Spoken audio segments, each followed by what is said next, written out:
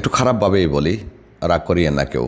ইউনূস সরকার এবং আসিফ নজরুল কার কী করেছে জানি না, তবে প্রবাসীদেরকে বাঁশ দিয়ে গেছে।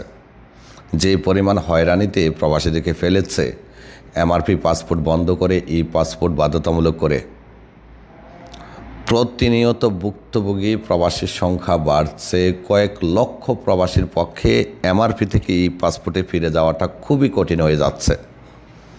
বর্তমানে এমআরপি পাসপোর্ট হচ্ছে না, এটা সবাই জানে, কিন্তু পাসপোর্ট বানানোর জন্য যে শর্ত, সেটা কিন্তু অনেক প্রবাসী মানতে পারছে না। কিভাবে মানবে?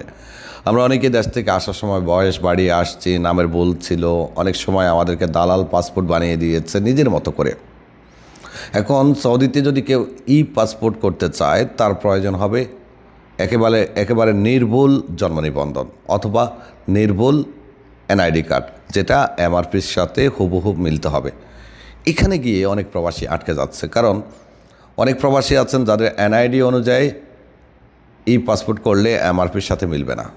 আর বর্তমানে কিন্তু ভুল থাকলে এমআরপি থেকে পাসপোর্টে যাওয়া যাচ্ছে না। আবার অনেকে তার এনআইডি দিয়ে বাচ্চাদেরকে স্কুলে ভর্তি করিয়েছেন, জায়গা সম্পদ কিনেছেন।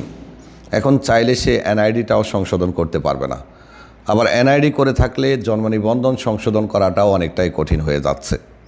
এই যে একটা প্রবলেমের মধ্যে ফেলে দিয়েছে, কয়েক লক্ষ প্রবাসীর ভাগ্য নিয়ে খেলা হচ্ছে, এটা সত্যি দুঃখজনক। আমি মনে করি যে আমাদের বর্তমান সরকারের উচিত হয় এমআরপি পাসপোর্ট পুনরায় চালু করুক, অথবা সংশোধনের প্রক্রিয়াটা আরও সহজ করুক।